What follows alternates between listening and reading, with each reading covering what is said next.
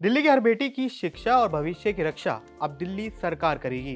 Team Rekha Gupta ने launch की है लखपति बिटिया योजना 2026, जिससे अब दिल्ली की बेटियों को ना तो अपनी पढ़ाई बीच में छोड़नी होगी और ना ही उनके माता पिता को उनकी शादी और भविष्य के लिए कर्ज लेना पड़ेगा। इस योजना के अंतर्गत जन्म से लेकर ग्रेजुएशन तक पढ़ाई पूरी करने तक बेटियों को 1 लाख रुपए से ज्यादा की आर्थिक सहायता दी जाएगी।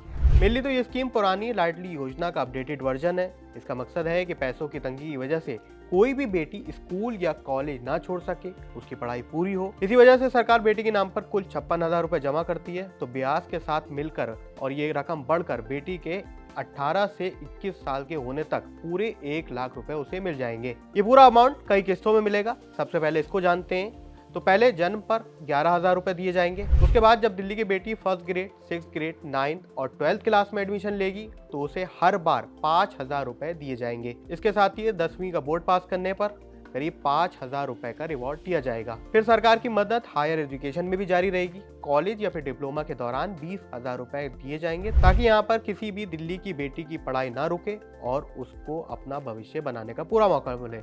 इसके लिए कुछ शर्तें भी दी गई हैं।